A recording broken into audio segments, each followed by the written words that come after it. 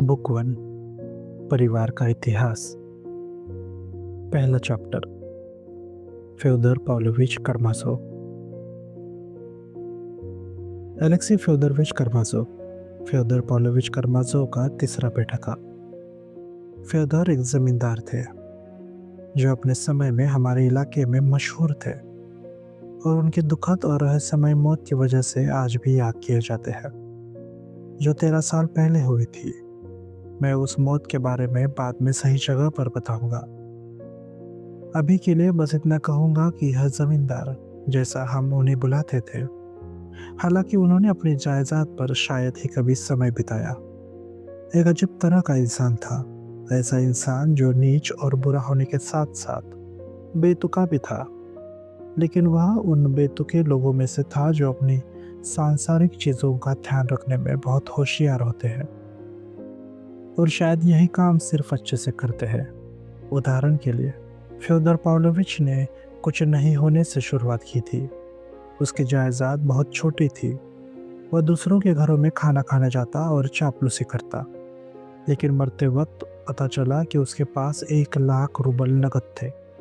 फिर भी वह अपने पूरे जीवन में हमारे इलाके का सबसे बेतुका और अजीब इंसान रहा। मैं फिर कहता हूँ, यह मूर्खता नहीं थी।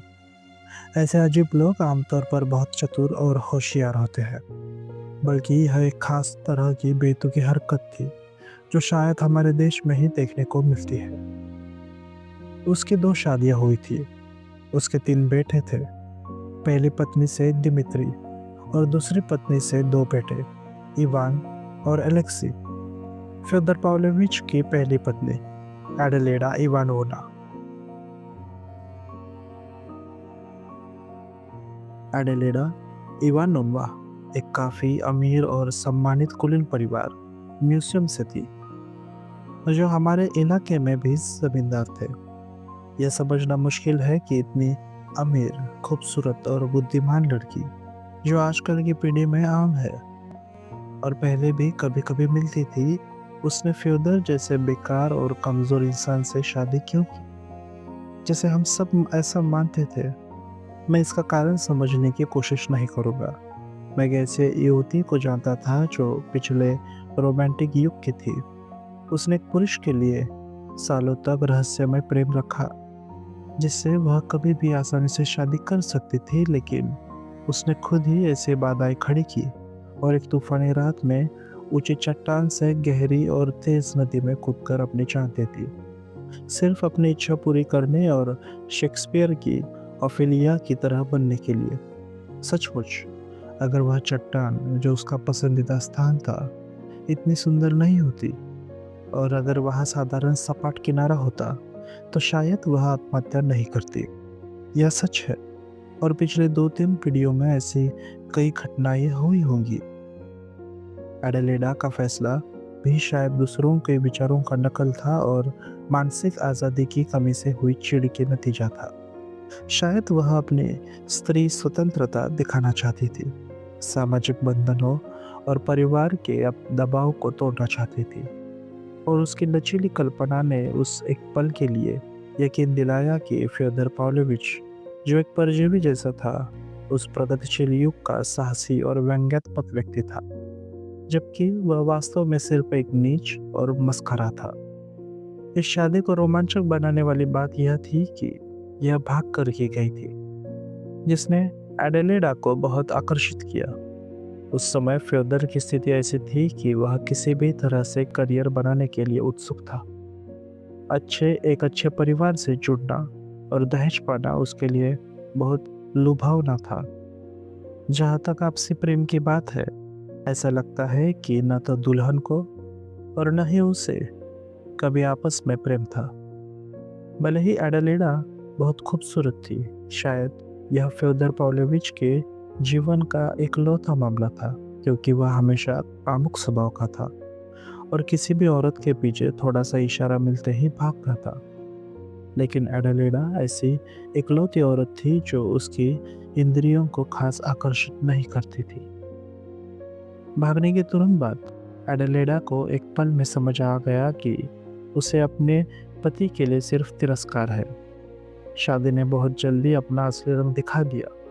हालांकि उनके परिवार ने इस घटना को जल्दी स्वीकार कर लिया और भागी हुई दुल्हन को उसका दहेज दे दिया।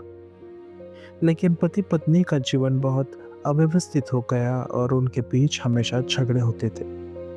कहा जाता है कि युवा पत्नी ने फ्योदर पाव्लोविच से कहीं ज्यादा उदारता और सम्मान दिखाया। अब यह पता है कि फ्योदर ने जैसे कि उसके 25,000 रूबल मिले उन्हें हड़प लिया, पर वह पैसा हमेशा के लिए उसके लिए खो गया। दहेज में मिले छोटे गांव और काफी अच्छे शहर के घरों को अपने नाम पर करवाने की वह लंबे समय तक कोशिश करता रहा। शायद वह इस काम में कामयाब हो जाता, सिर्फ एडेलेडा की नैतिक थकान और उसे छुड़वाने की इच्छा और उसके लगातार बेशर्म मांगों से पैदा हुए तिरस्कार और घृणा की वजह से। लेकिन सौभाग्य से एडेलेडा के परिवार ने हस्तक्षेप किया और उसकी लालच को रोक दिया। यह सच है कि पति पत्नी के बीच अक्सर झगड़े होते थे, लेकिन अफवाह थी कि फ्योदर अपनी पत्नी को नहीं मारता था, बल्कि वह उसे पीटता था, क्योंकि वह एक गुस्सैल, साहसी, काली भौहों वाला और अधीर औरत थी, जिसमें गजब की शारीरिक ताकत थी। आखिरकार उसने घर छोड़ दिया और एक गरीब छात्र के साथ फ्योदर को छोड़कर भाग गई, अपने 3 साल के बेटे मित्या को उसके पिता के पास छोड़कर। तुरंत बाद फ्योदर ने घर में एक पूरा हरम बना लिया और शराब के नशे में डूब गया। बीच बीच में वह पूरे प्रांत में घूमता, रोते हुए सबको बताता कि एडेलेडा ने उसे छोड़ दिया और अपनी शादीशुदा जिंदगी के बारे में ऐसी शर्मनाक बातें बताता जो एक पति को नहीं बताना चाहिए थी। उसे सबसे ज्यादा खुशी और आत्मसम्मान तब मिलता जब वह दुखी पति का हास्यास्पद रोल निभाता और अपनी तकलीफों को बड़ा चढ़ा कर दिखाता। लोग उसका मजाक उड़ाते हुए कहते थे, फ्योदर पाव्लोविच, तुम इतने खुश लगते हो जैसे तुम्हें तरक्की मिल गई हो, भले ही तुम दुखी हो। कई लोग कहते थे कि उसे मस्खरे का एक नया हास्यास्पद रोल पसंद था और वह अपने हंसी की स्थिति को और मजेदार बनाने के लिए अनजान बनता था। लेकिन कौन जानता है, शायद यह उसकी सादगी थी। आखिरकार उसे अपनी भागी हुई पत्नी का पता लगाने में सफलता मिली। वह गरीब औरत पीटर्सबर्ग में थी, जहां वह अपने छात्र के साथ गई थी और पूरी तरह स्वतंत्र जीवन जी रही थी। फ्योदर ने तुरंत पीटर्सबर्ग जाने की तैयारी शुरू कर दी। हालांकि वह खुद नहीं बता सकता था कि वह वहां क्यों जा रहा था। शायद वह सचमुच चाहता।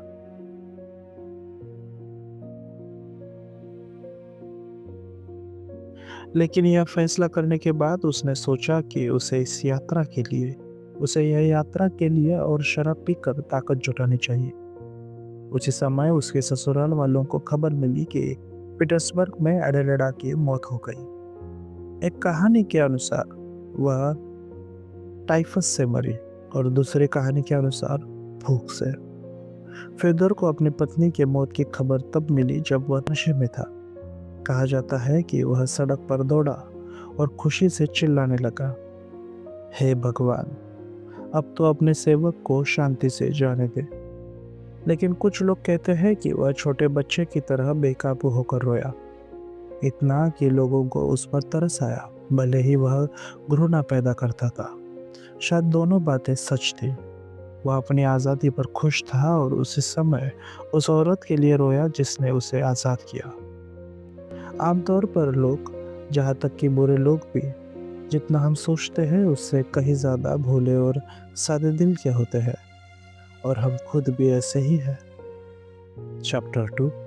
वह अपने सबसे बड़े बेटे से छुटकारा पाता है। आप आसानी से कल्पना कर सकते हैं कि फ्योदर पाव्लोविच जैसा आदमी कैसा पिता होगा और वह अपने बच्चों की परवरिश कैसा करेगा। एक पिता के रूप में उसका व्यवहार वही था जैसा उम्मीद की जा सकती थी। उसने अपनी पत्नी एडेलेडा के बेटे मित्या को पूरी तरह से अनदेखा कर दिया, न तो किसी दुश्मनी की वजह से और न ही अपनी शादी की शिकायतों के कारण, बल्कि सिर्फ इसलिए क्योंकि वह उसे भूल गया। जब वह अपने आंसुओं और शिकायतों से सबको तंग कर रहा था और अपने घर को गंदगी और ऐशोआराम का अड्डा बना रहा था, तब परिवार के एक वफादार नौकर ग्रिगोरी ग्रिगोरी ने 3 साल के मित्या की देखभाल अपने हाथ में ले ली।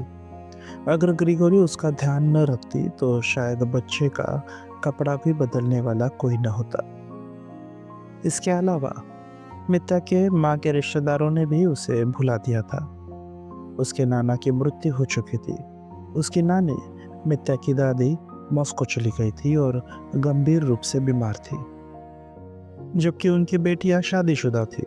इसलिए मित्या लगभग 1 साल तक ग्रिगोरी की देखरेख में रहा और उसके साथ नौकरों के झोपड़े में रहता था।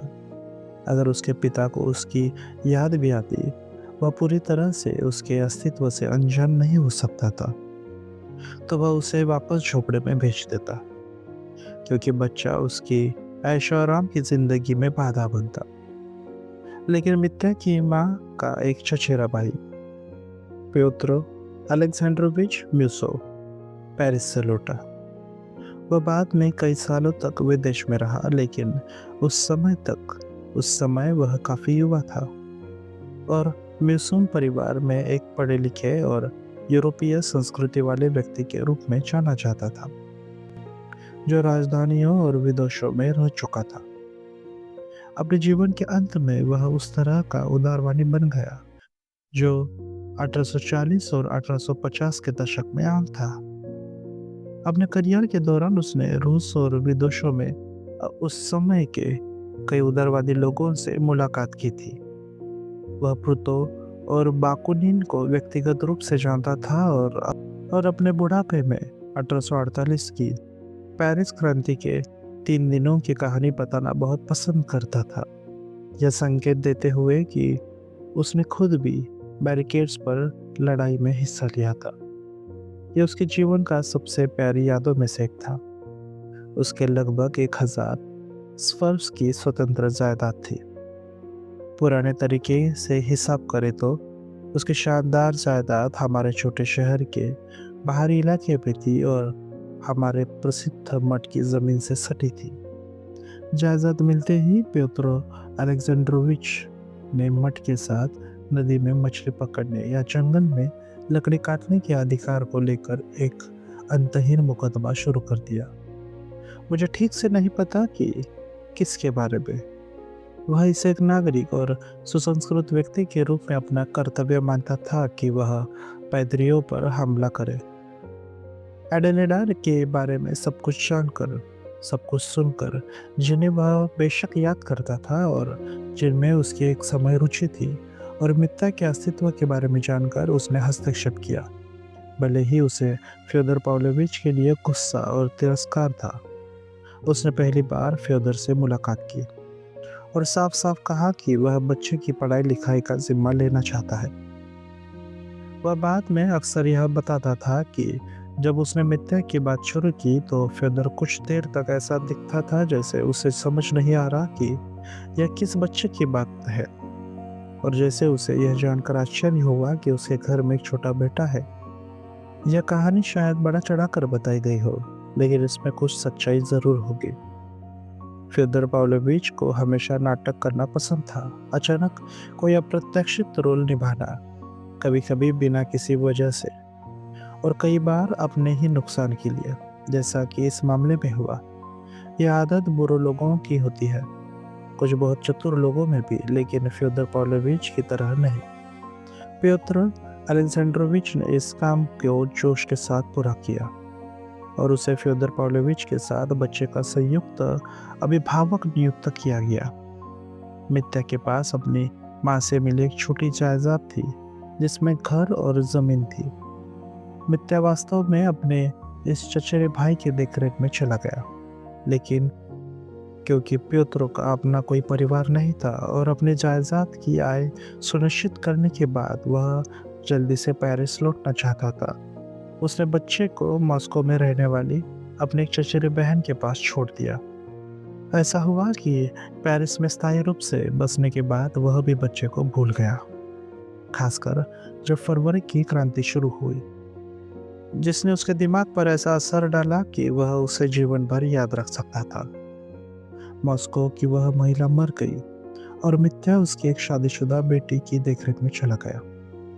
मुझे लगता है कि बाद में उसका घर चौथी बार बदला गया और मैं अब इस पर ज़्यादा नहीं बताऊंगा, क्योंकि मुझे फ्योदर पाव्लोविच के पहले बेटे के बारे में बाद में बहुत कुछ पता ना है, और मैं सिर्फ सबसे ज़रूरी बातों तक सीमित रहूंगा जिनके बिना मैं अपनी कहानी शुरू नहीं कर सकता। सबसे पहले यह मित्या, या बल्कि दिमित्री फ्योदरोविच, फ्योदर पाव्लोविच के 3 बेटों में से इकलौता था जो यह मानकर बड़ा हुआ कि उसके पास जायदाद है। वह बालिग होने पर स्वतंत्र होगा। उसके बचपन और जवानी अनियमित रही। उसने जिम्नेजियम की पढ़ाई पूरी नहीं की और एक सैन्य स्कूल में गया। फिर काकशस गया। वह तरक्की मिली। एक द्वंद्व युद्ध लड़ा जिसके कारण उसकी रैंक छीन गई। फिर उसने दोबारा तरक्की हासिल की। एक उज्जवल जीवन जिया और काफी पैसा खर्च किया। उसके अपने पिता फ्योदर पाव्लोविच से बालिग होने तक कोई आय नहीं मिली और तब तक वह कर्ज में डूब गया। उसने अपने पिता को पहली बार तब देखा और जाना जब वह बालिग होने पर हमारे इलाके में अपनी जायदाद के बारे में बात करने के लिए आया। ऐसा लगता है उसे अपने पिता बिल्कुल पसंद नहीं आए। वह ज्यादा दिन उनके साथ नहीं रहा और जल्दी चला गया। सिर्फ कुछ पैसे लेने और जायदाद से भविष्य में भुगतान का समझौता करने में कामयाब रहा। उसे अपनी जायदाद की आय और मूल्य का कोई हिसाब नहीं मिल सका। यह बात ध्यान देने योग्य है क्योंकि उसके पिता ने उसे यह जानकारी नहीं दी। फ्योदर पाव्लोविच ने तब पहली बार देखा। यह भी ध्यान देने योग्य है कि मित्या को अपनी जायदाद के बारे में अस्पष्ट और बढ़ा चढ़ा कर विचार था। फ्योदर को यह बहुत अच्छा लगा क्योंकि यह उसके अपने इरादों से मेल खाता था। उसने समझा कि यह युवक हल्का फुल्का, अनियंत्रित, जुनूनी, अधीर और फिजूल खर्ची है, और अगर थोड़े पैसे मिल जाए तो वह तुरंत संतुष्ट हो जाएगा, हालांकि सिर्फ थोड़े समय के लिए। इसलिए फ्योदर ने इस बात का फायदा उठाना शुरू किया और उसे समय समय पर छोटी छोटी रकम भेजता रहा।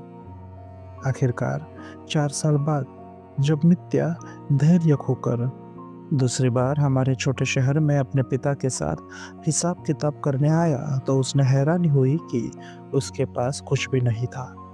हिसाब किताब लेना तो दूर, उसने पाया कि उसने फ्योदर से अपनी जायदाद की पूरी कीमत पहले ही ले ली थी और शायद वह उनके कर्ज में भी था। कई समझौतों की वजह से जो उसने अपनी मर्जी से पहले किए थे, और उसे अब और कुछ मांगने का अधिकार नहीं था। युवक हैरान था। उसे धोखे और ठगी का शक हुआ और वह लगभग पागल हो गया, और वास्तव में यह परिस्थिति उस आपदा की ओर ले गई जिसका विवरण में मेरी पहली कहानी का विषय है, या बल्कि उसका बाहरी हिस्सा। लेकिन उस कहानी पर जाने से पहले मुझे फ्योदर पाव्लोविच के बाकी 2 बेटे और उनके मूल के बारे में थोड़ा बताना होगा। चैप्टर 3, दूसरी शादी और दूसरा परिवार। 4 साल के मित्या को अपने हाथों से हटाने के थोड़े समय बाद फ्योदर पाव्लोविच ने दूसरी शादी कर ली। यह दूसरी शादी 8 साल तक चली। उन्होंने अपनी दूसरी पत्नी सोफिया इवानोवा, जो कि बहुत छोटी उम्र की थी, उसको एक अन्य प्रांत से लाया जहाँ वे एक यहूदी के साथ कुछ छोटे मोटे काम के सिलसिले में गए थे।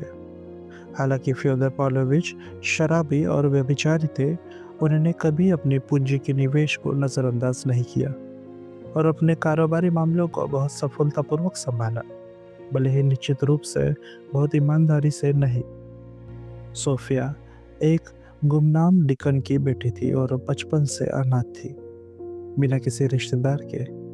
वह जनरल की विधवा के घर में पली बड़ी, जो एक अमीर और ऊंचे दर्जे की बूढ़ी महिला थी, और उनकी संरक्षिका और संतानें वाले दोनों थे। मुझे विस्तार से नहीं पता, लेकिन सुना है कि यह अनाथ लड़की, जो नम्र और कोमल थी, एक बार छत पर कील से लटके रस्से को काट कर उतारी गई थी, क्योंकि इस बूढ़ी महिला की सनक और लगातार ताने इतने भयानक थे। वह बूढ़ी महिला दिल से बुरी नहीं थी, लेकिन आलस्य की वजह से वह असहनीय अत्याचारी बन गई थी। फ्योदर पाव्लोविच ने उन्हें शादी का प्रस्ताव दिया। उनके बारे में पूछताछ की गई और उन्हें मना कर दिया गया। लेकिन फिर, जैसा पहली शादी में हुआ, उन्होंने इस अनाथ लड़की को भागने का प्रस्ताव दिया। इसमें कोई शक नहीं कि अगर सोफिया को उनके बारे में पहले से थोड़ा और पता होता, तो वे किसी भी कीमत पर उनसे शादी नहीं करती। लेकिन वे दूसरे प्रांत में रहती थी, और फिर 16 साल की एक छोटी लड़की को क्या पता हो सकता था, सिवाय इसके कि अपनी संरक्षिका के साथ रहने से बेहतर नदी के तल में होना है। इसी तरह बेचारी लड़की ने एक संरक्षिका को छोड़कर एक संरक्षक चुन लिया। फ्योदर पाव्लोविच को इस बार एक पैसा भी दहेज नहीं मिला, क्योंकि जनरल की विधवा बहुत नाराज थी। उन्होंने दोनों को कुछ भी नहीं दिया और श्राप दिया। लेकिन फ्योदर ने दहेज की उम्मीद नहीं की थी। उन्हें उस मासूम लड़की की असाधारण सुंदरता और खास तौर पर उसकी मासूमियत ने लुभाया, जो एक व्यभिचारी को खास आकर्षित करती थी, जो अब तक केवल रंगीन स्त्री सुंदरता की ओर ही आकर्षित हुआ था। उन मासूम आंखों ने मेरे दिल को चाकू की तरह चीर दिया। वे बाद में अपने घिनौने हंसी के साथ कहा करते थे, इतने नीच आदमी में यह सिर्फ कामुक आकर्षण ही हो सकता था, क्योंकि उन्हें अपनी पत्नी के साथ दहेज में नहीं मिला था और उन्होंने उसे कहने को रस्से से उतारा था, इसलिए उन्होंने उसके साथ कोई औपचारिकता नहीं की। उसे यह एहसास दिलाकर कि उसने उसके साथ गलत किया। उन्होंने उसकी असाधारण नम्रता और आज्ञाकारिता का फायदा उठाया और शादी की बुनियादी मर्यादाओं को कुचल दिया। उन्होंने अपने घर में ढीली चरित्र की औरतों को इकट्ठा किया और अपने पत्नी के सामने ऐशो आराम की महफिलें चलाई, यह दिखाने के लिए कि हालात कितने खराब हो गए थे। मैं बता दूं कि ग्रिगोरी, जो उदास, मूर्ख, जिद्दी और बहस करने वाला नौकर था और हमेशा अपनी पहली मालकिन एडेलेडा से नफरत करता था, उसने नई मालकिन का पक्ष लिया। उसने सोफिया का बचाव किया और फ्योदर पाव्लोविच को एक नौकर के लिए अनुचित तरीके से गालियां दी। एक बार उसने ऐश की महफिल को तोड़ दिया और सारी अव्यवस्थित औरतों को घर से बाहर कर दिया। अंत में यह दुखी युवती, जो बचपन से डर में जी रही थी, एक तरह की नर्वस बीमारी का शिकार हो गई, जो गांव की औरतों में आम है और जिन्हें कहा जाता है कि भूतों का साया है। कभी कभी भयानक हिस्टेरिया के दौरे के बाद वह अपनी समझ भी खो देती थी। फिर भी उन्होंने फ्योदर पाव्लोविच को 2 बेटे दिए, इवान और एलेक्सी, पहला शादी के पहले साल में और दूसरा 3 साल बाद। जब उनकी मृत्यु हुई, छोटा एलेक्सी 4 साल का था। और यह अजीब लग सकता है, लेकिन मुझे पता है कि वह अपनी माँ को सपने की तरह पूरी जिंदगी याद रखता था। उनकी मृत्यु के बाद दोनों छोटे लड़कों के साथ वही हुआ जो उनके बड़े भाई मित्या के साथ हुआ था। उनके पिता ने पूरी तरह भुला दिया और अनदेखा कर दिया। उन्हें उसे ग्रेगोरी ने संभाला और अपने झोपड़े में रखा, जहां उन्हें उस अत्याचारी बूढ़ी महिला ने पाया जिसने उनकी माँ को पाला था। वह बूढ़ी महिला अभी जिंदा थी और इन 8 सालों में सोफिया से हुए अपमान को नहीं भूली थी। इन 8 सालों में उसने सोफिया के जीवन और भयानक हालात के बारे में सटीक जानकारी जुटाई और 2-3 बार अपने नौकरों से जोर से कहा, उसे सजा मिलनी चाहिए। भगवान ने उसकी नाशुक्रगुजारी की सजा दी। सोफिया के मृत्यु के ठीक 3 महीने बाद जनरल की विधवा अचानक हमारे शहर में आई और सीधे फ्योदर पाव्लोविच के घर गई। वे शहर में सिर्फ आधा घंटा रुकी, लेकिन बहुत कुछ कर गई। शाम का समय था। फ्योदर पाव्लोविच ने उन्होंने 8 साल से नहीं देखा था, नशे में उनके सामने आए। कहा जाता है कि उन्हें देखते ही बिना किसी सफाई के उस बूढ़ी महिला ने उसके चेहरे पर 2 जोरदार थप्पड़ मारे। अपने बालों का गुच्छा पकड़कर 3 बार ऊपर नीचे झकझोरा। फिर बिना एक शब्द कहे वे सीधे झोपड़े में दोनों लड़कों के पास गई। एक नज़र में देखकर कि बच्चे गंदे कपड़े में है और धुले नहीं है और ग्रेगोरी को भी एक थप्पड़ मारा और ऐलान किया कि वे दोनों बच्चों को ले जाएगी। उन्होंने बच्चों को जैसे तैसे कंबल में लपेटा, गाड़ी में डाला और अपने शहर ले गई। ग्रेगोरी ने एक वफादार गुलाम की तरह थप्पड़ सहा, बिना एक शब्द कहे। और जब उन्होंने बूढ़ी महिला को गाड़ी तक छोड़ा तो गहरे झुक कर बोले, भगवान, आपको इन अनाथों के लिए बदला देगा, तुम फिर भी मूर्ख हो। बूढ़ी महिला ने गाड़ी से चिल्लाकर कहा। फ्योदर पाव्लोविच ने सोच विचार कर तय किया कि यह अच्छी बात है, और उन्होंने बच्चों की पढ़ाई लिखाई के लिए बूढ़ी महिला के किसी भी प्रस्ताव को औपचारिक सहमति देने से इनकार किया। जहाँ तक थप्पड़ों की बात है, वह पूरे शहर में घूमकर यह कहानी सुनाते रहे। ऐसा हुआ कि बूढ़ी महिला की जल्द ही मृत्यु हो गई, लेकिन उन्होंने अपने वसीयत में दोनों लड़कों को 1,000 रुपये छोड़े उनकी पढ़ाई के लिए, और यह राशि सिर्फ उन पर खर्च हुए, इस शर्त के साथ कि यह तब तक चले जब तक वे 21 साल के न हो, क्योंकि ऐसे बच्चों के लिए यह काफ़ी है। अगर बाकी लोग अपने पैसे बर्बाद करना चाहे तो करे। मैंने वसीयत नहीं पढ़ी, लेकिन सुना है कि इसमें कुछ अजीब और सन की बातें थी। मुख्य वारिस एफिम पेट्रोविच पोलिनोव, जो प्रांत का नोबिलिटी मार्शल था, एक ईमानदार आदमी निकला। उसने फ्योदर पाव्लोविच को लिखा और तुरंत समझ लिया कि वह अपने बच्चों की पढ़ाई के लिए उससे कुछ नहीं लेगा। हालांकि फ्योदर ने कभी सीधे मना नहीं किया, बस हमेशा की तरह टाल मटोल करता रहा और कभी कभी भावुक हो जाता था। येफिम पेट्रोविच ने अनाथों में व्यक्तिगत रुचि ली। उन्हें छोटा बेटा एलेक्सी खास तौर पर पसंद था, जो लंबे समय तक उनके परिवार का हिस्सा बनकर रहा। मैं पाठकों से शुरू से यह नोट करने को कहता हूँ, और येफिम पेट्रोविच, जो दुर्लभ उदारता और मानवता वाला व्यक्ति था, उनके प्रति ये युवा सबसे ज़्यादा आभारी थे। उन्होंने बूढ़ी महिला के छोड़े 2,000 रुपये को ब्याज के साथ दोगुना कर दिया, ताकि जब लड़के बालिग हो उनकी राशि बढ़ जाए।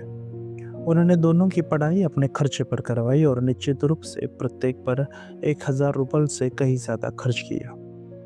मैं अपने बचपन और जवानी का विस्तार से वर्णन नहीं करूँगा, बस कुछ सबसे महत्वपूर्ण घटनाओं का जिक्र करूँगा। बड़े बेटे इवान के बारे में बस इतना कहूँगा कि वह कुछ उदास और सन्यासी, लेकिन बिल्कुल डरपोक नहीं था। 10 साल की उम्र में उसे एहसास हुआ कि वह अपने घर में नहीं बल्कि दूसरों की देह पर जी रहा है, और उनका पिता ऐसा शख्स है जिसके बारे में बोलना शर्मनाक है। इस लड़के ने बहुत कम उम्र में, लगभग बचपन से कम ऐसा कहा जाता है, पढ़ाई में असाधारण और शानदार प्रतिभा दिखाई। मुझे ठीक से नहीं पता क्यों, लेकिन वह 13 साल की उम्र में येफिम पेट्रोविच का परिवार छोड़कर मॉस्को के एक जिम्नेजियम में दाखिल हुआ, और एक अनुभवी और प्रसिद्ध शिक्षक, जो येफिम पेट्रोविच का पुराना दोस्त था, उनके साथ रहने लगा। इवान बाद में कहता था कि यह सब येफिम पेट्रोविच की नेक कामों की उत्सुकता की वजह से हुआ, जो इस विचार के साथ मोहित थे कि इस प्रतिभाशील लड़की की शिक्षा एक प्रतिभाशील शिक्षक से होनी चाहिए। लेकिन जब इवान ने जिम्नेजियम खत्म कर यूनिवर्सिटी में दाखिला लिया, तब न तो येफिम पेट्रोविच और न ही वह शिक्षक जीवित थे, क्योंकि येफिम पेट्रोविच ने बूढ़ी महिला की वसीयत की राशि का भुगतान सुनिश्चित किया था, जो 1,000 से 2,000 रूबल तक बढ़ गई थी, और रूस में औपचारिकता की वजह से इसमें देरी हुई। इसलिए इवान को यूनिवर्सिटी के पहले 2 सालों में बहुत मुश्किल हुई, क्योंकि उसे पढ़ाई के दौरान खुद का खर्चा चलाना पड़ा। यह ध्यान देने योग्य है कि उसके अपने पिता को संपर्क करने की कोशिश नहीं की, शायद गर्व, तिरस्कार या अपने ठंडी समझदारी की वजह से, जो उसे बताती है कि उसके पिता से कोई असली मदद नहीं मिलेगी। फिर भी यह युवक हताश नहीं हुआ और काम ढूंढ लिया। पहले 6 पैसे के पाठ पढ़ाकर, फिर प्रत्यक्षदर्शी के हस्ताक्षर के साथ अखबारों पे सड़क की घटनाओं पर लेख लिखकर, कहा जाता है कि यह लेख इतने रोचक और चटपटे थे कि जल्दी ही स्वीकार हो गए। इससे ही इस युवक की व्यावहारिक और बौद्धिक श्रेष्ठता का पता चलता है, जो उन ज़रूरतमंद और बदकिस्मत छात्र छात्राओं से बेहतर था, जो अखबारों और पत्रिकाओं के दफ्तरों में नकल या फ्रेंच से अनुवाद की भीख मांगते रहते हैं। संपादकों से संपर्क बनने के बाद इवान फ्योदोरोविच ने हमेशा उनके साथ रिश्ता रखा और यूनिवर्सिटी के आखिरी सालों में उन्होंने विभिन्न खास विषयों पर शानदार किताब समीक्षाएं लिखी, जिससे वे साहित्यिक हलकों में मशहूर हो गए। लेकिन अपने आखिरी साल में उन्होंने अचानक बड़े पाठक वर्ग का ध्यान खींचा, जिसने बहुत लोग उसे नोटिस करने लगे और उसे याद रखने लगे। यह एक अजीब घटना थी। यूनिवर्सिटी छोड़ने के बाद जब वे अपने 2000 रूबल लेकर विदेश जाने की तैयारी कर रहे थे, इवान फ्योदोरोविच ने एक प्रमुख पत्रिका में एक अजीब लेख प्रकाशित किया, जिसने सबका ध्यान खींचा। यह लेख ऐसा एक विषय पर था जिसके बारे में उन्हें कुछ नहीं जानना चाहिए था, क्योंकि वे प्राकृतिक विज्ञान के छात्र थे। लेख उस हर जगह बहस के विषय धार्मिक अदालतों की स्थिति पर था। कई मतों पर चर्चा करने के बाद उन्होंने अपनी राय बताई। लेख का सबसे खास पहलू उसका लहजा और अप्रत्याशित निष्कर्ष था। चर्च के लोग उन्हें अपने पक्ष का मानने लगे। फिर भी न सिर्फ धर्मनिरपेक्ष लोग बल्कि नास्तिक भी उनकी तारीफ करने में शामिल हो गए। आखिरकार कुछ समझदार लोगों ने कहा कि यह लेख बस एक ढीठ व्यंग्यात्मक मजाक था। मैं इस घटना का एक खास तौर पर जिक्र इसलिए कर रहा हूँ क्योंकि यह लेख हमारे इलाके में एक प्रसिद्ध मठ तक पहुँचा, जहाँ के लोग धार्मिक अदालतों के सवालों में खास रुचि रखते थे और वे इससे पूरी तरह हैरान हो गए। लेखक का नाम जानकर उन्हें यह जानकर रुचि हुई कि वे इस शहर के मामूली निवासी और उस फ्योदर पाव्लोविच के बेटे हैं। और ठीक उसी समय लेखक खुद हमारे बीच आ गए। मुझे याद है कि उस समय मैंने कुछ बेचैनी के साथ खुद से पूछा था कि इवान फ्योदोरोविच हमारे बीच क्यों आए। भाग्यशाली यात्रा और अपने परिणामों की पहली सीढ़ी थी। मैं कभी पूरी तरह समझ नहीं पाया। यह सतह पर अजीब लगता था कि इतना पढ़ा लिखा, गर्वीला और सतर्क युवक अचानक ऐसे बदनाम घर और ऐसे पिता के पास आए, जिसने उन्हें पूरी जिंदगी अनदेखा किया। उन्हें मुश्किल से जानता था, उनके बारे में कभी नहीं सोचता था और किसी भी हाल में उसे पैसे नहीं देता। हालांकि उसे हमेशा डर रहता था कि इसके बेटे इवान और अलेक्सी भी उससे पैसे मांगने आएंगे। और फिर भी यह युवक ऐसे पिता के घर में ठहरा। 2 महीने तक उनके साथ रहा और दोनों के बीच बहुत अच्छे रिश्ते थे। यह आखिरी बात मेरे और कई अन्य लोगों के लिए खास आश्चर्य का वजह थी। प्योत्र अलेक्जेंड्रोविच म्यूसोव, जिनके बारे में हम पहले बात कर चुके हैं, जो फ्योदर पाव्लोविच की पहली पत्नी के चचेरे भाई थे, फिर से अपने जायदाद के दौरे पर हमारे इलाके में थे। वे पेरिस से आए थे, जो उनका स्थायी घर था। मुझे याद है कि सबसे ज़्यादा हैरान हुए जब उन्होंने इस युवक से मुलाकात की, जो उन्हें बहुत प्रभावित करता था और जिसके साथ वे कभी-कभी बहस करते थे और अपनी उपलब्धियों में खुद ही तुलना कर दुखी होते थे। वह गर्विला है, वे कहा करते थे। उसे कभी पैसे की कमी नहीं होगी। उसके पास अभी विदेश जाने के लिए काफ़ी पैसे हैं। वह यहाँ क्या चाहता है? सबको पता है कि वह पैसे के लिए नहीं आया, क्योंकि उसके पिता उसे कभी पैसे नहीं देगा। उसे शराब और ऐश में रुचि नहीं है, फिर भी उसका पिता उसके बिना नहीं रह सकता। दोनों की इतनी अच्छी बनती है। यह सच था। इस युवक का अपने पिता पर स्पष्ट प्रभाव था, जो वास्तव में कुछ हद तक शालीन व्यवहार करने लगा था और कभी-कभी अपने बेटे की बात मानने को तैयार लगता था। हालांकि अक्सर बहुत जिद्दी और कभी-कभी द्वेषपूर्ण भी रहता था। बाद में हमें पता चला कि इवान आंशिक रूप से अपने बड़े भाई दिमित्री के हित में आए थे, जिनसे वे इस यात्रा पर पहली बार मिले। हालांकि मॉस्को छोड़ने से पहले वे एक महत्वपूर्ण मामले पर पत्राचार कर चुके थे, जो दिमित्री के लिए खुद से ज़्यादा मायने रखता था। उस मामले का पूरा ब्यौरा पाठक को सही समय पर पता चलेगा। फिर भी जब मुझे इस खास परिस्थिति का पता चला, तब भी मैं इवान फ्योदोरोविच को एक रहस्यमय शख्सियत मानता था और उनकी यात्रा को कुछ रहस्यमय समझता था। मैं यह भी जोड़ सकता हूँ कि उस समय इवान अपने पिता और अपने बड़े भाई दिमित्री के बीच मध्यस्थी की तरह दिखाई दिए, जो अपने पिता से खुलकर झगड़ रहा था और यहाँ तक कि उनके खिलाफ मुकदमा करने की योजना बना रहा था। मैं फिर से कहता हूँ, यह परिवार पहली बार एकजुट हुआ था और इसके कुछ सदस्य पहली बार एक दूसरे से मिले। छोटा भाई एलेक्सी 1 साल से हमारे बीच था और तीनों में सबसे पहले आया था। यह परिचय में मुझे इसी भाई एलेक्सी के बारे में बोलना सबसे मुश्किल लगता है। फिर भी मुझे उनके बारे में कुछ शुरुआती जानकारी देनी होगी, अगर केवल एक अजीब तथ्य को समझाने के लिए, जो यह है कि मुझे अपने नायक को पाठकों से एक साधु की पोशाक में परिचित करना है। हाँ, वे पिछले 1 साल से हमारे मिट में थे और ऐसा लगता है कि वे अपनी बाकी जिंदगी वहां बंद रहने को तैयार है। चैप्टर 4, तीसरा बेटा अल्योशा। अल्योशा केवल 20 साल का था जब उसका भाई इवान उस समय 24 साल का था और उनका बड़ा भाई दिमित्री 27 का। सबसे पहले मैं यह स्पष्ट कर दूं कि यह युवक अल्योशा न तो कट्टरपंथी है और न ही मेरी राय में रहस्यवादी। मैं शुरू से ही अपनी राय पूरी तरह से बता देता हूँ। वह बस मानवता का प्रेमी था और उसने सन्यासी जीवन इसलिए चुना क्योंकि उस समय उसे यह अपनी आत्मा के लिए एक आदर्श रास्ता लगा, जो सांसारिक बुराई के अंधेरे से प्यार की रोशनी की ओर संघर्ष कर रही थी। और इस जीवन ने उसे इसलिए आकर्षित किया क्योंकि उस समय उसे इसमें एक असाधारण व्यक्ति मिला, हमारा प्रसिद्ध एल्डर जोशीमा, जिससे वह अपने उत्साहित दिल के पहले गर्म प्रेम से जुड़ गया। लेकिन मैं यह नहीं नकारता कि वह उस समय भी बहुत अजीब था।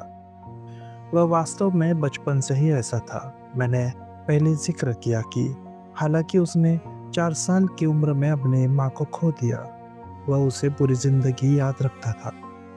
उसका चेहरा, उसका दुलार, जैसे कि वह मेरे सामने जीवित खड़ी हो।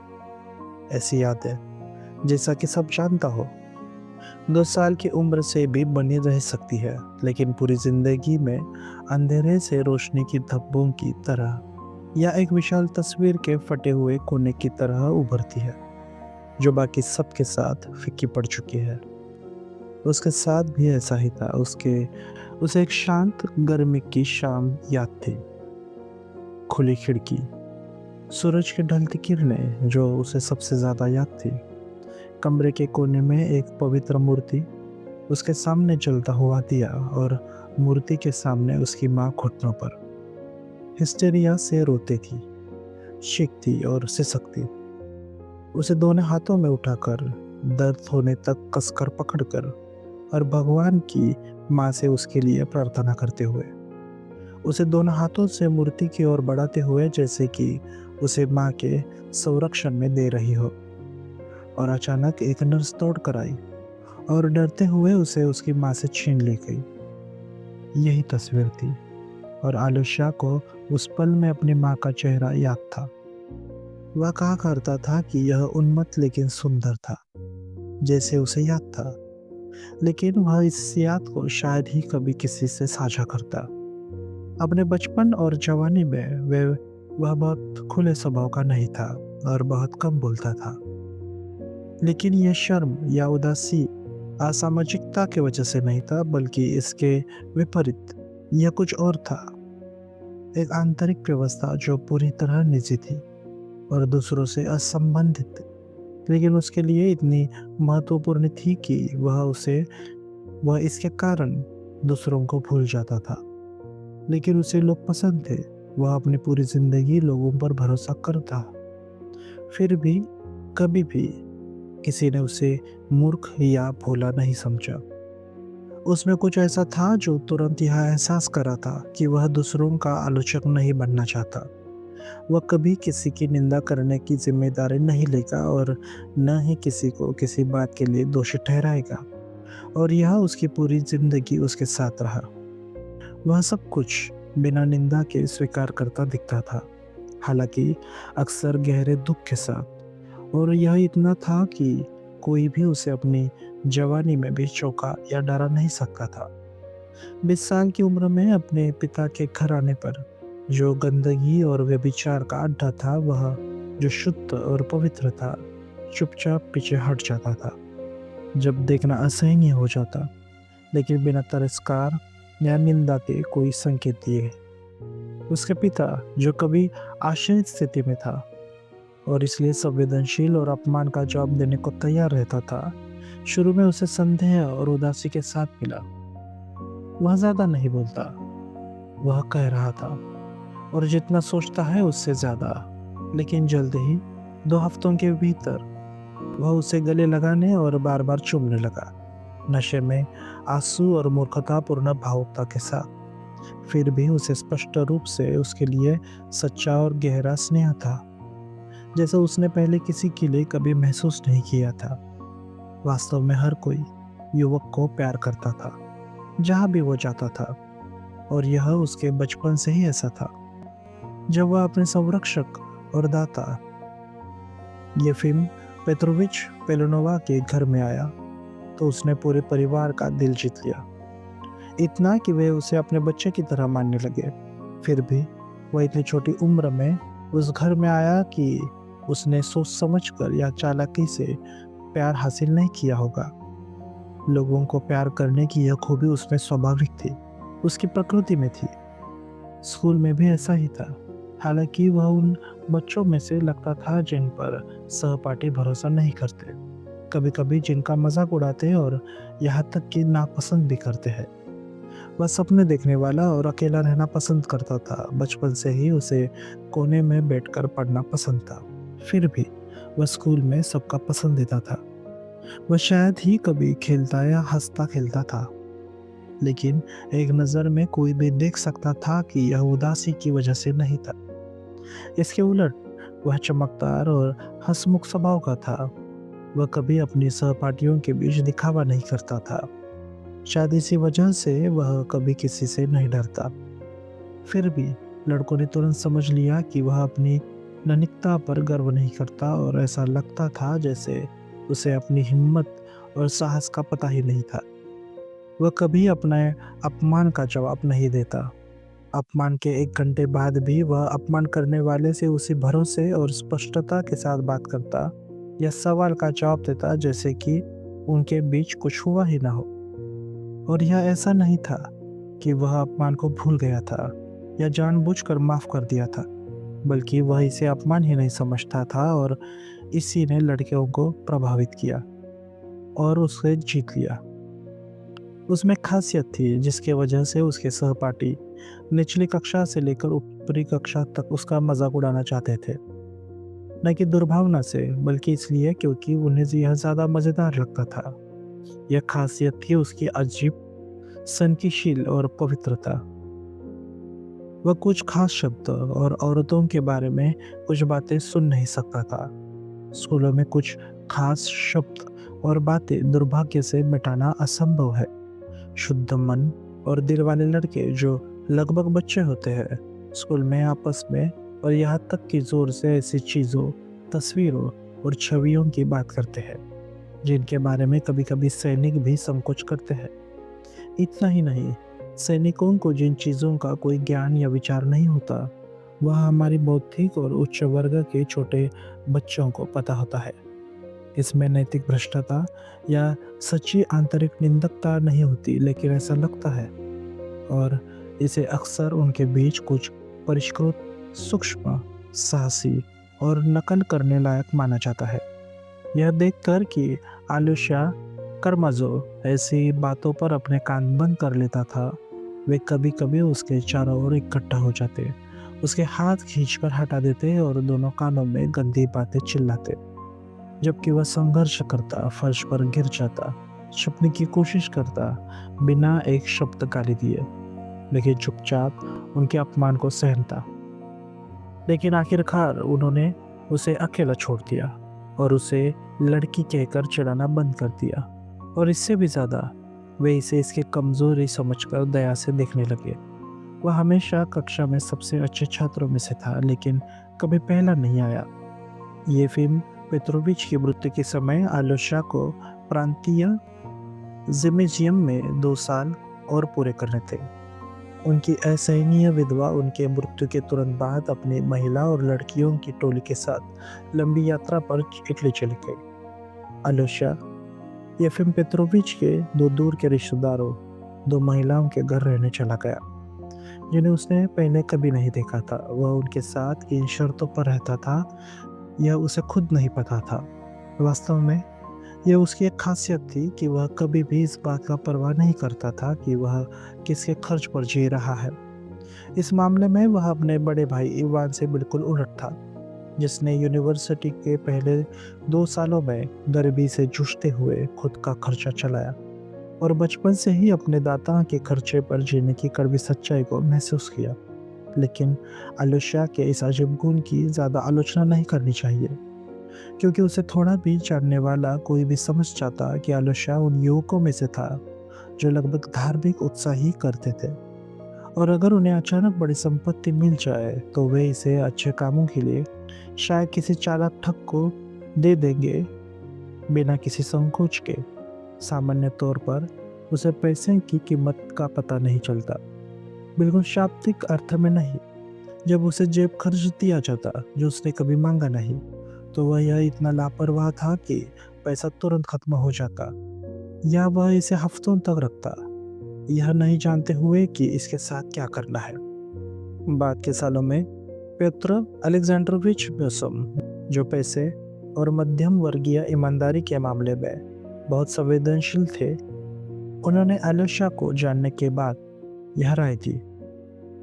उन्होंने कहा था, शायद यह दुनिया का एकमात्र इंसान है जिसे आप बिना एक पैसे के किसी अनजान शहर के बीच 10 लाख लोगों के बीच छोड़ दे, और वह न तो नुकसान में होगा, न ही ठंड और भूख से मरेगा, क्योंकि उसे तुरंत खाना और आश्रय मिल जाएगा, और अगर ऐसा न भी हो तो वह खुद के लिए आश्रय ढूंढ लेगा, और उसमें उसे कोई मेहनत या अपमान नहीं सहना पड़ेगा, और इसे आश्रय देना कोई बोझ नहीं होगा, बल्कि शायद इसे खुशी समझा जाएगा।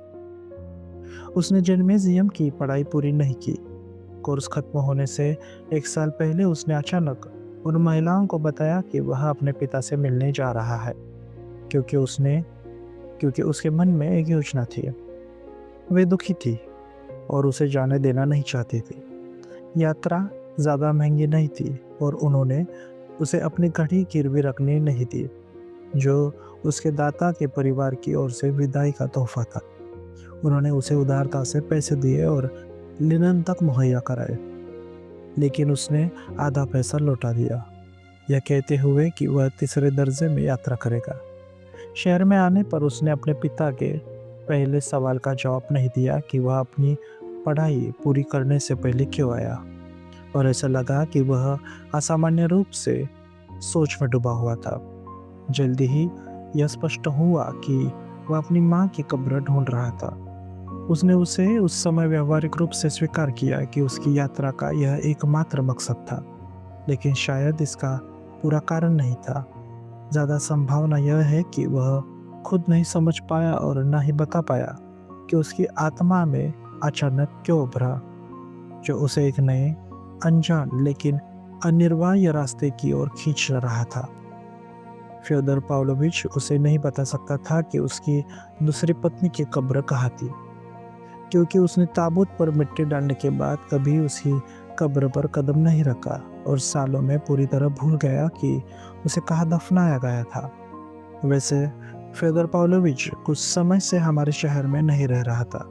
अपनी पत्नी के मृत्यु के 3-4 साल बाद वह दक्षिण रूस चला गया और आखिरकार ओडेसा में जा पहुंचा, जहाँ उसने कई साल बिताए।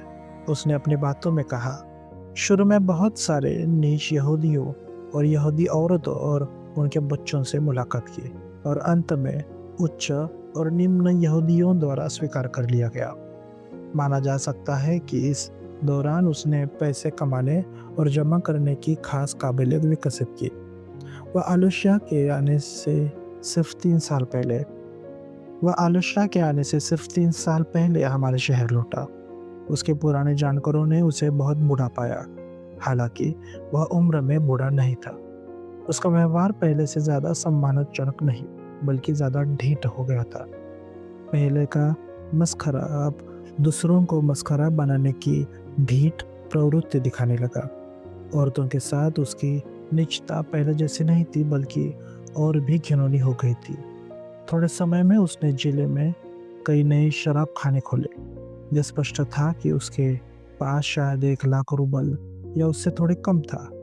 शहर और जिले के कई लोग जल्द ही उसके कर्जदार हो गए और निश्चित रूप से उन्होंने अच्छी जमानत दी थी।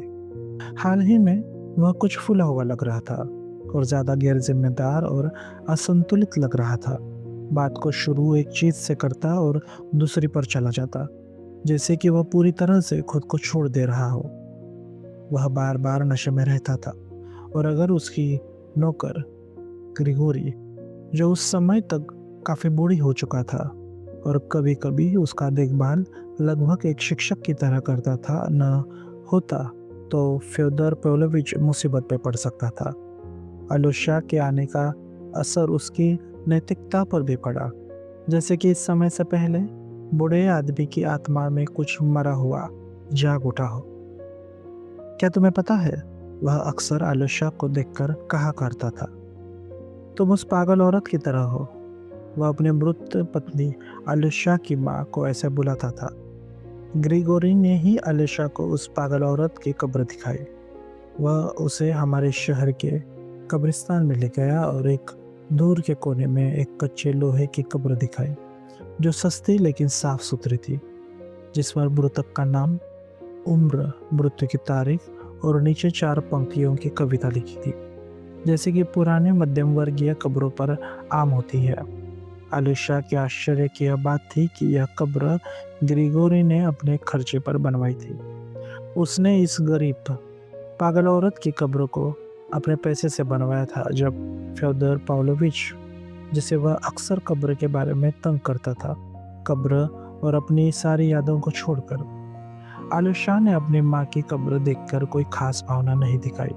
उसने बस ग्रिगोरी की कब्र बनवाने की विस्तृत और गंभीर कहानी को सुना, सिर झुकाकर खड़ा रहा और बिना एक शब्द कहे चला गया। शायद 1 साल बाद उसने फिर कब्रिस्तान का दौरा किया, लेकिन इस छोटी घटना का फ्योदर पाव्लोविच पर एक अनोखा प्रभाव पड़ा।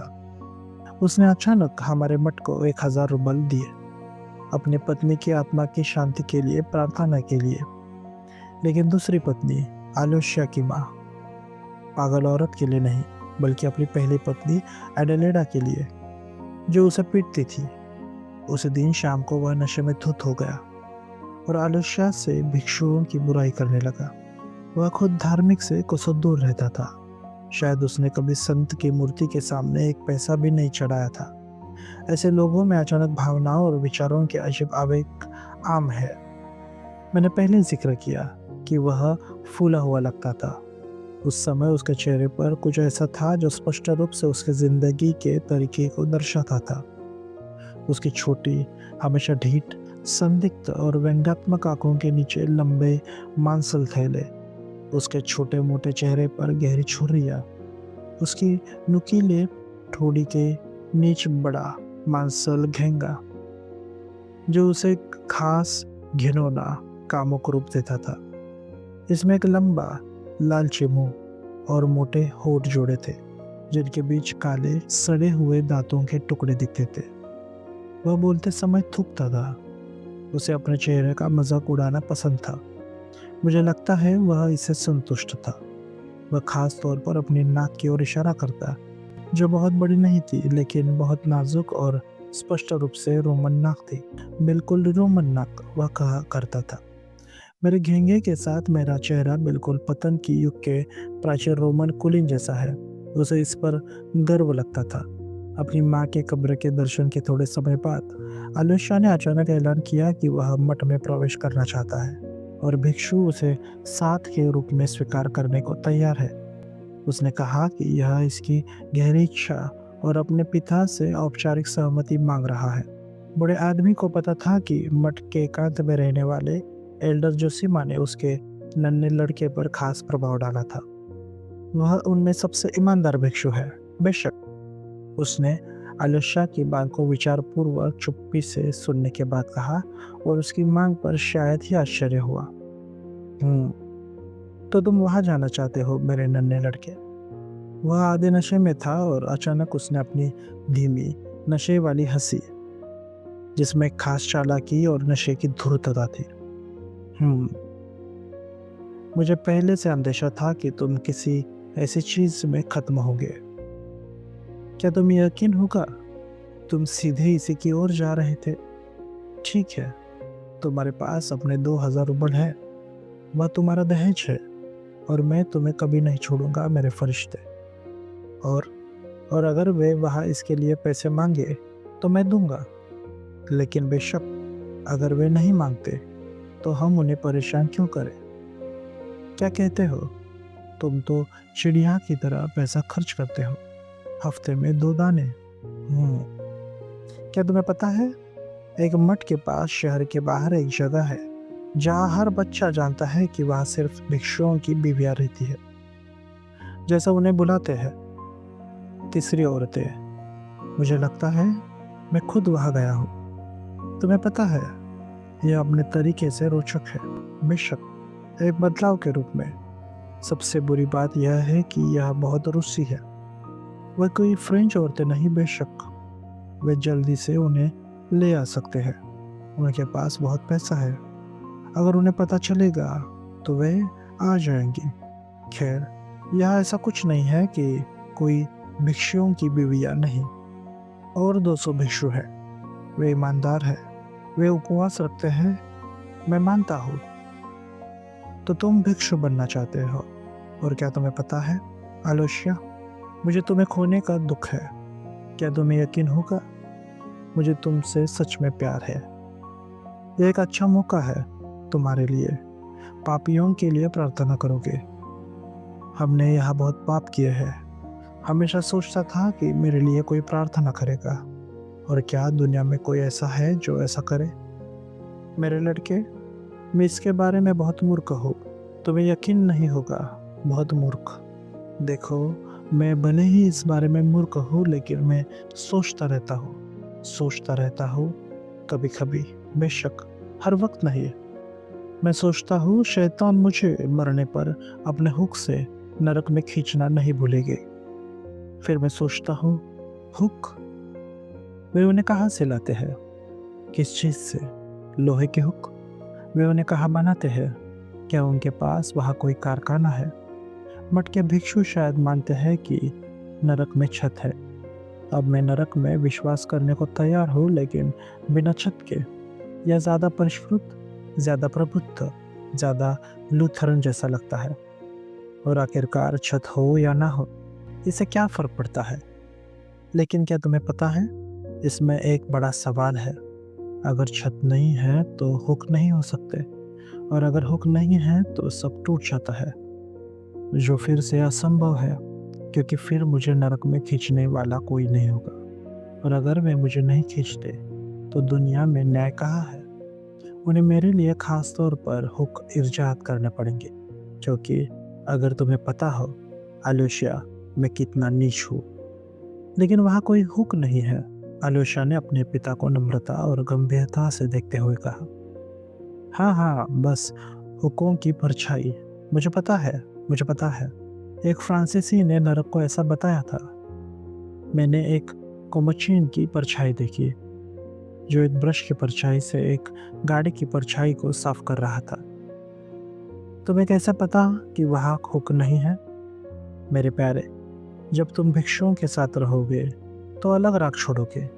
लेकिन जाओ और वहाँ सच्चाई ढूंढो, फिर आकर मुझे बताना। वैसे भी दूसरी दुनिया में जाना आसान होगा अगर तुम्हें पता होता कि वहाँ क्या है।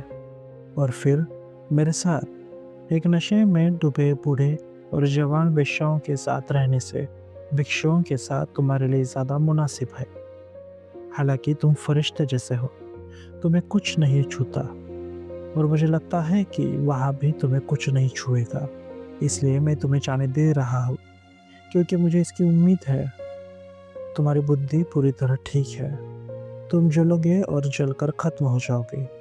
तुम ठीक हो जाओगे और फिर वापस आ जाओगे और मैं तुम्हारा इंतज़ार करूँगा। मुझे लगता है कि तुम इस दुनिया में एकमात्र ऐसे प्राणी हो जिसने मेरी निंदा नहीं की।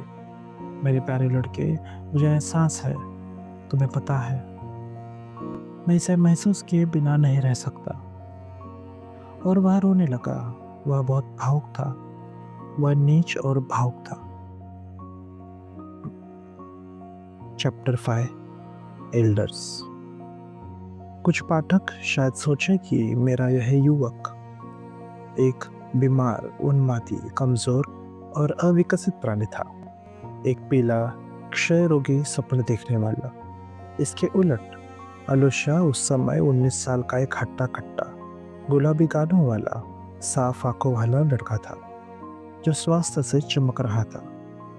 वह बहुत सुंदर भी था, आकर्षक, मध्यम कद का, गहरे भूरे बालों वाला, नियमित, थोड़ा लंबा, अंडाकार चेहरा और चौड़ी, गहरी भूरी चमकती आंखों वाला। वह बहुत विचारशील और शांत दिखता था। शायद कोई कहे कि गुलाबी गाल कट्टरपंथ और रहस्यवाद के साथ मेल नहीं खाते, लेकिन मुझे लगता है कि आलुषा किसी भी व्यक्ति से ज्यादा यथार्थवादी था। ओह, इसमें कोई शक नहीं कि मठ में वह चमत्कारों में पूरी तरह विश्वास करता था, लेकिन मेरी राय में चमत्कार यथार्थवाद के लिए कभी रुकावट नहीं बनते। यह चमत्कार नहीं है जो यथार्थवादी को विश्वास की ओर ले जाते हैं। सच्चा यथार्थवादी, अगर वह अविश्वासी है, तो हमेशा चमत्कार में अविश्वास करने की ताकत और काबिलियत पाएगा। और अगर उसे किसी चमत्कार का निर्विवाद तथ्य सामने मिले, तो वह अपनी इंद्रियों पर शक करेगा बजाय इसके कि उस तथ्य को स्वीकार करे। अगर वह इसे स्वीकार भी कर ले, तो वह इसे प्रकृति के एक ऐसे तथ्य के रूप में मानेगा जो अब तक उसके लिए अज्ञात था। यथार्थवादी में विश्वास चमत्कार से नहीं बल्कि चमत्कार विश्वास से उत्पन्न होता है। यथार्थवादी में विश्वास चमत्कार से नहीं बल्कि चमत्कार विश्वास से उत्पन्न होता है। अगर यथार्थवादी एक बार विश्वास कर ले, तो अपनी यथार्थवादी प्रकृति के कारण उसे चमत्कार को भी स्वीकार करना पड़ता है। प्रेरित थॉमस ने कहा कि वह अब तक विश्वास नहीं करेगा जब तक वह न देख ले, लेकिन जब उसने देखा तो बोला, मेरे प्रभु, ओ मेरे भगवान। क्या चमत्कार ने उसे विश्वास करने के लिए मजबूर किया? शायद नहीं, बल्कि उसने इसलिए विश्वास किया क्योंकि वह विश्वास करना चाहता था और शायद अपने गुप्त दिल में पूरी तरह विश्वास करता था। तब भी जब उसने कहा, मैं तब तक विश्वास नहीं करूंगा जब तक मैं देख न लूं। शायद कोई कहे कि आलुष्य मूर्ख, अविकसित था, उसने अपनी पढ़ाई पूरी नहीं की, वगैरह वगैरह। यह सच है कि उसने अपनी पढ़ाई पूरी नहीं की, लेकिन यह कहना कि वह मूर्ख या सुस्त था बड़ा अन्याय होगा। मैं बस वही दोहराऊंगा जो मैंने ऊपर कहा। उसने यह रास्ता इसलिए चुना क्योंकि उस समय केवल यही उसकी कल्पना को प्रभावित करता था और उसे अपनी आत्मा के लिए अंधेरे से रोशनी की ओर भागने का आदर्श रास्ता लगता था। साथ ही वह हमारी आखिरी पीढ़ी का युवक था, यानी स्वभाव से ईमानदार, सत्य की चाहत रखने वाला, उसे ढूंढने और उसमें विश्वास करने वाला और तुरंत अपनी पूरी आत्मा की ताकत से उसकी सेवा करने को तैयार, तात्कालीन कार्रवाई की चाहत रखने वाला और इसके लिए सब कुछ, यहाँ तक कि अपनी जिंदगी बलिदान करने को तैयार। हालांकि ऐसे युवक दुर्भाग्य से यह नहीं समझते कि कई मामलों में जिंदगी का बलिदान सबसे आसान बलिदान होता है। और उदाहरण के लिए, अपनी उमंग भरी जवानी के 5-6 साल कठिन और थकाऊ पढ़ाई में लगाना, ताकि सत्य और अपने चुने हुए लक्ष्य की सेवा करने की ताकत को 10 गुना बढ़ाया जा सके। ऐसा बलिदान उनमें से कई के लिए असंभव होता है। आलस्य ने उल्टा रास्ता चुना, लेकिन उसी तेजी से उपलब्धि की प्यास के साथ, जैसे उसने गंभीरता से सोचा, वह भगवान और अमरता के अस्तित्व में यकीन करने लगा। और तुरंत उसने सहज रूप से खुद से कहा, मैं अमरता के लिए जीना चाहता हूँ और मैं कोई समझौता नहीं करूँगा। उसी तरह अगर उसने तय कर लिया कि भगवान और अमरता नहीं है, तो वह तुरंत नास्तिक और समाजवादी बन जाता, क्योंकि समाजवाद सिर्फ मजदूरों का सवाल नहीं है, बल्कि सबसे पहले नास्तिकता का सवाल है। आज की नास्तिकता का रूप बाबेल की मीनार का सवाल, जो भगवान के बिना बनाया गया, न कि धरती से स्वर्ग तक पहुंचने के लिए, बल्कि धरती पर स्वर्ग स्थापित करने के लिए। आलोचा के लिए पहले की तरह जिंदगी जीना अजीब और असंभव होता है। लिखा है, अपना सब कुछ गरीबों को दे दो और मेरे पीछे चलो, अगर तुम पूर्ण होना चाहते हो। आलोचा ने खुद से कहा, मैं सब कुछ बजाय 2 रूबल नहीं दे सकता और उनके पीछे चलने के बजाय सिर्फ मांस में नहीं जा सकता। शायद बचपन की यादों ने उसे हमारे मठ की ओर मोड़ा, जहाँ उसकी माँ उसे मांस के लिए ले गई होगी। शायद ढलती धूप और पवित्र मूर्ति, जिसके सामने उसकी पागल माँ ने उसे उठाया था और अभी भी उसकी कल्पना पर असर डाल रही थी। इन बातों पर विचार करते हुए वह शायद हमारे पास यह देखने आया कि क्या वह यह सब कुछ बलिदान कर सकता है या सिर्फ 2 रूबल। और मठ में इसकी मुलाकात इस एल्डर से हुई। मुझे एल्डर की व्याख्या करने के लिए थोड़ा विषय से हटना होगा, और मुझे खेद है कि मैं इसे अच्छे से करने में सक्षम नहीं हूँ। फिर भी मैं संक्षेप में इसकी सतही व्याख्या करने की कोशिश करूँगा। विशेषज्ञों का कहना है कि एल्डर्स की परंपरा हाल ही की है। हमारे मठों में यह 100 साल से ज़्यादा पुरानी नहीं। हालांकि पूर्वी ऑर्थोडॉक्स में, खास तौर पर सिनाई और एथोस में, यह 1000 साल से मौजूद है। कहा जाता है कि प्राचीन काल के रूप में रूस में भी यह थी, लेकिन तातारो गृह युद्ध और कॉन्स्टेंटिनोपल के पतन के बाद पूर्व से रिश्ते के टूटने जैसी आपदाओं की वजह से यह परंपरा भुला दी गई। इसे पिछले सदी के अंत में एक महान तपस्वी पैसी वेलिचेकोस्की और उनके शिष्यों ने फिर से शुरू किया, लेकिन आज भी यह कुछ ही मठों में और कभी-कभी रूस में इस नवाचार मानकर इसका विरोध भी होता है। यह खास तौर पर प्रसिद्ध कॉजेस्टी ऑस्टिन मठ में फली फूली। यह हमारे मठ में कब और कैसे शुरू हुई मैं नहीं बता सकता। यहाँ पहले से 3 ऐसे एल्डर हो चुके हैं और जो सीमा आखिरी थे, लेकिन वह कमजोरी और बीमारी के बढ़ने की कगार पर थे और उनके स्थान पर कोई नहीं था। हमारे मठ के लिए यह सवाल महत्वपूर्ण था, क्योंकि तब तक यह किसी खास चीज के लिए मशहूर नहीं था। न यह संतों के अवशेष थे, न चमत्कारी मूर्तियां, न शानदार परंपराएं, न ऐतिहासिक कारनामे। यह अपने एल्डर्स की वजह से रोज भर फला फूला और मशहूर हुआ, जिन्हें देखने और सुनने के लिए लोग हजारों मील से आते थे। एल्डर क्या था? एल्डर वह था जो आपकी इच्छा को अपनी आत्मा और इच्छा में ले लेता था। जब आप एक एल्डर चुनते हैं तो आप अपनी इच्छाएं छोड़ देते हैं और उसे पूरी तरह समर्पण और आत्मत्याग में सौंप देते हैं। यह प्रशिक्षण, यह कठिन आत्मत्याग की स्कूल स्वेच्छा से अपनाई जाती है, आत्मनियंत्रण, आत्म महारत की उम्मीद में, ताकि आज्ञाकारिता के जीवन के बाद पूर्ण स्वतंत्रता हासिल हो, यानी खुद से मुक्ति। उन लोगों की नियति से बचने के लिए जो अपनी पूरी जिंदगी खुद को सच में नहीं पाते। एल्डर्स की यह परंपरा सिद्धांत पर नहीं, बल्कि पूर्व में 1000 साल की प्रथा से प्रस्थापित हुई। एल्डर की प्रति कर्तव्य सामान्य आज्ञाकारिता नहीं है, जो हमेशा से रूसी मठों में रही है। यह कर्तव्य एल्डर के सामने अपनी गलतियों, पापों और कष्टों को कबूल करने और उससे सलाह व नसीहत मांगने का है, और उनके बीच एक अटूट बंधन है।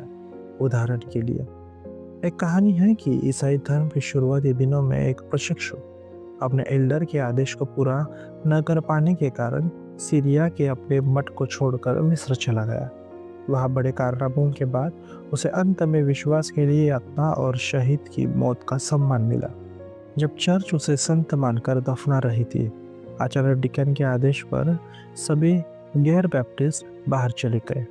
शहीद के शरीर वाला ताबूत अपनी जगह से हट गया और चर्च से बाहर फेंक दिया गया, और ऐसा 3 बार हुआ।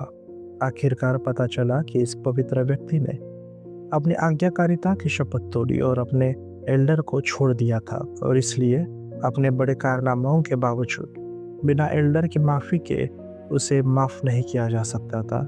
इसके बाद ही अंतिम संस्कार हो सकता है। यह बेशक एक पुरानी कहानी है, लेकिन यहाँ एक हाल का उदाहरण है।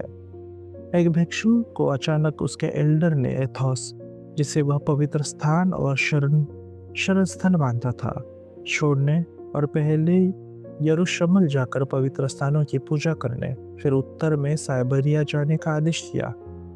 तुम्हारी जगह वहाँ है, यहाँ नहीं। दुख से भरा भिक्षु कॉन्स्टेंटिनोपल में विश्वव्यापी पितृसत्ता के पास गया और अपनी आज्ञाकारिता से मुक्ति की प्रार्थना की, लेकिन पितृसत्ता ने जवाब दिया कि न केवल वह उसे मुक्त नहीं कर सकता, बल्कि पृथ्वी पर कोई ऐसी शक्ति नहीं है जो उसे उस एल्डर के अलावा मुक्त कर सकती है, जिसने खुद यह कर्तव्य सौंपा था। इस तरह एल्डर्स को कुछ मामलों में असीम और अबूझ अधिकार प्राप्त है, इसलिए कई मठों में शुरू में इसे परंपरा का विरोध हुआ, लगभग 57 तक। फिर भी एल्डर्स को तुरंत लोगों में बहुत सम्मान मिलने लगा। आम लोग और विशिष्ट व्यक्ति, उदाहरण के लिए हमारे मठ के एल्डर्स के पास अपने संदेह, पाप और कष्ट कबूल करने और सलाह व नसीहत मांगने के लिए भीड़ उमड़ पड़ती है।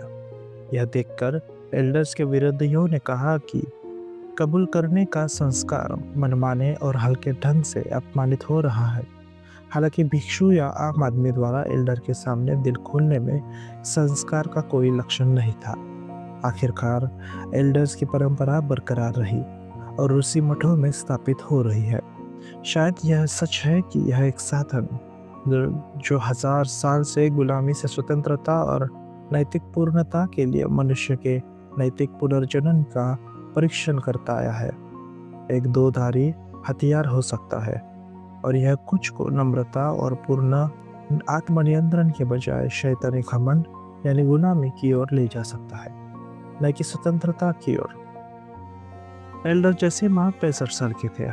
वे जमींदार परिवार से थे, जवानी में सेना में थे और काकेशस में अधिकारी के रूप में सेवा दी। निश्चित रूप से उन्होंने अपनी आत्मा की किसी खास खूबी से आलिशा को प्रभावित किया। आलिशा उनके कक्ष में रहता था, जो उन्हें बहुत प्यार करते थे और उन्हें अपनी सेवा करने देते थे।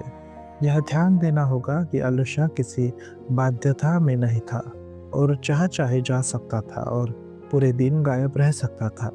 हालांकि उसने भिक्षु का लबादा पहना था, लेकिन यह स्वेच्छा से था, दूसरों से अलग होने के लिए नहीं। निश्चित रूप से उसे ऐसा करना पसंद था। शायद उसकी युवा कल्पना उनके एल्डर की शक्ति और ख्याति से गहरे प्रभावित थी। कहा जाता था कि इतने सालों से इतने लोग अपने पाप कबूल करने और सलाह व उपचार के लिए पिता जोसेमा के पास आए थे, कि उन्होंने गहरी अंतर्ज्ञान हासिल कर लिया था और किसी अनजान चेहरे से बता सकते थे कि नया आने वाला क्या चाहता है और उसकी अंतरात्मा पर क्या कष्ट है। कभी कभी वे अपने मेहमानों को उनके रहस्यों की जानकारी से चौंका देते और लगभग डरा देते थे, इसलिए इससे पहले कि वे एक शब्द भी बोले। आलोशा ने गौर किया कि कई लोग, लगभग सभी, पहली बार एल्डर के पास चिंता और बेचैनी के पास आते थे, लेकिन चमकते और खुश चेहरों के साथ बाहर निकलते थे। आलेशो को खासतौर पर यह बात प्रभावित करती थी कि पिता जोसीमा बिल्कुल सख्त नहीं थे। इसके उलट वे हमेशा लगभग हंसमुख थे। भिक्षु कहा करते थे कि वह उन लोगों की ओर ज्यादा आकर्षित थे जो ज्यादा पापी थे, और जितना बड़ा पापी उतना ज्यादा वे उससे प्यार करते थे। उनके जीवन के अंत तक मठ में कुछ भिक्षु थे जो उनसे नफरत और जलन करते थे, लेकिन उनकी संख्या कम थी और वे चुप रहते थे। हालांकि उनमें कुछ मठ के सम्मानित लोग थे, जैसे एक वृद्ध भिक्षु जो उपवास और मौन के कठिन नियमों के लिए मशहूर था, लेकिन बहुसंख्य पिता जोसीमा के पक्ष में थे और उनमें से कई उन्हें पूरे दिल से गर्मजोशी और ईमानदारी से प्यार करते थे। कुछ तो उनके प्रति लगभग कट्टर भक्ति रखते थे और कहते थे, हालांकि जोर से नहीं, कि वे संत है, इसमें कोई शक नहीं। और यह देखते हुए कि उनका अंत निकट है, वे उनके अवशेषों से मठ को तुरंत चमत्कार और महान गौरव की उम्मीद करते थे। अली शाह को उनके अपने एल्डर की चमत्कारिक शक्तियों में अटूट विश्वास था, ठीक वैसे ही जैसे वह उस ताबूत की कहानी पर अटूट विश्वास करता था जो चर्च से बाहर उड़ गया था। उसने कई लोगों को बीमार बच्चों या रिश्तेदारों के साथ आते देखा, जो एल्डर से उनके ऊपर हाथ रखने और प्रार्थना करने की विनती करते, और वे जल्द ही कुछ अगले दिन वापस आते, एल्डर के पैरों पर आंसू बहाते हुए, उनके बीमारों को ठीक करने के लिए धन्यवाद देते। क्या वे वास्तव में ठीक हो गए थे, या बीमारी के प्राकृतिक सुधार के कारण बेहतर हुए? यह सवाल आलूशाह के लिए मायने नहीं रखता था, क्योंकि वह अपने शिक्षक की आध्यात्मिक शक्ति में पूरी तरह विश्वास करता था और उनकी ख्याति, उनके गौरव में उल्लास करता था, जैसे कि यह उसकी अपनी जीत हो। उसका दिल धड़कता था और वह पूरे चेहरे से चमकता था जब एल्डर एकांत से बाहर आकर मठ के दरवाजों पर इंतजार कर रही साधारण तीर्थयात्रियों की भीड़ के पास आते थे, जो रूस के हर कोने से खास तौर पर एल्डर को देखने और उनका आशीर्वाद लेने के लिए उमड़ पड़ते थे। वे उनके सामने गिर पड़ते, रोते और उनके पैर चूमते, उस धरती को चूमते जिस पर वे खड़े थे, और विलाप करते, जबकि औरतें अपने बच्चों को उनकी ओर बढ़ाती और भूतों से ग्रस्त बीमार को लाती। एल्डर उनसे बात करते, उनके लिए संक्षिप्त प्रार्थना पढ़ते, उन्हें आशीर्वाद देते और विदा करते। हाल ही में वे बीमारी के दौरे से इतने कमज़ोर हो गए थे कि कभी-कभी अपनी कक्ष से बाहर निकल नहीं पाते और तीर्थयात्री कई दिनों तक उनके बाहर आने का इंतज़ार करते थे। आलूशाह को इस बात का आश्चर्य नहीं था कि वे उनसे इतना प्यार क्यों करते थे, क्यों उनके सामने गिर पड़ते थे और उनके चेहरे को देखकर भावुक होकर क्यों रोते थे। ओह, वह समझता था कि रूसी किसान की विनम्र आत्मा, जो दुख और मेहनत से थक चुकी थी, और उससे भी ज़्यादा हमेशा की अन्याय और अपने और दुनिया के पापों से उनको किसी पवित्र व्यक्ति या चीज़ के सामने झुकने और पूजा करने की सबसे बड़ी ज़रूरत और सांत्वना थी। हम में पाप, अन्याय और प्रलोभन है, लेकिन फिर भी धरती पर कोई पवित्र और ऊंची व्यक्ति है, उसके पास सत्य है, वह सत्य को जानता है, तो यह धरती पर मरा नहीं है। एक दिन यह हमारे पास भी आएगा और वादे के अनुसार पूरी धरती पर राज करेगा।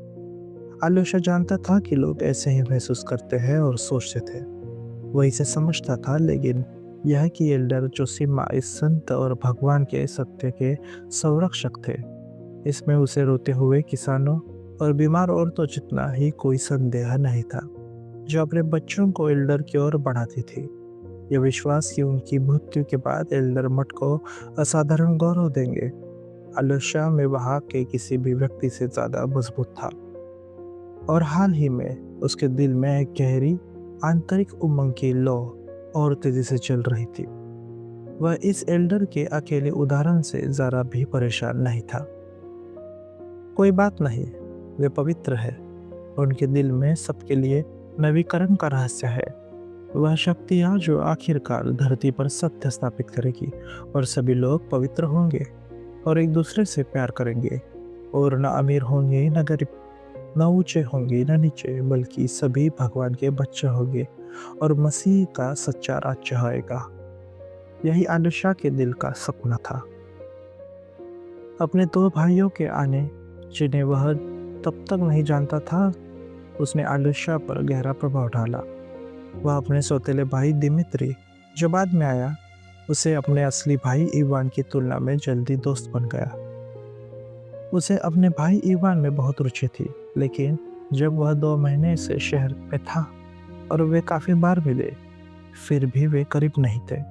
आलूशाह स्वाभाविक रूप से चुप रहता था और ऐसा लगता था कि वह किसी चीज़ का इंतज़ार करता रहा हो, किसी बात को लेकर शर्मिंदा था। जबकि उसका भाई इवान, हालांकि आलूशाह ने शुरू में गौर किया कि वह उसे लंबे समय तक और उत्सुकता से देखता था, जल्द ही ऐसा लगा कि उसने उसके बारे में सोचना छोड़ दिया। आलोशा ने इसे कुछ शर्मिंदगी के साथ देखा। उसने अपने भाई की उदासीनता को शुरू में उनकी उम्र और शिक्षा के अंतर से जोड़ा, लेकिन उसे यह भी आश्चर्य हुआ कि क्या इवान में उत्सुकता और सहानुभूति की कमी की ऐसी वजह से थी जो उसे पूरी तरह अज्ञात थी। वह सोचता रहता था कि इवान किसी चीज में डूबा हुआ था, कुछ आंतरिक और महत्वपूर्ण, कि वह किसी लक्ष्य की ओर बढ़ रहा था, शायद बहुत मुश्किल से हासिल होने वाला, और इसलिए उसके पास आलोशा के लिए सोचने का समय नहीं था। आलोशा यह भी सोचता था कि क्या इस पढ़े लिखे नास्तिक में उसके प्रति, एक मूर्ख प्रशिक्षु के प्रति, कुछ तिरस्कार था। उसे यकीन था कि उसका भाई नास्तिक है। अगर यह तिरस्कार था तो वह इससे नाराज नहीं हो सकता था। फिर भी एक अजीब बेचैनी के साथ, जिसे वह खुद नहीं समझता था, वह अपने भाई के करीब आने का इंतजार करता रहा। दिमित्री इवान की बहुत सम्मान और खास गंभीरता के साथ बात करता रहा। उससे आलोशा को उस महत्वपूर्ण मामले का सारा ब्यौरा पता चला, जिसने हाल ही दिनों में बड़े भाइयों के बीच इतनी करीबी और उल्लेखनीय बंधन बनाया था।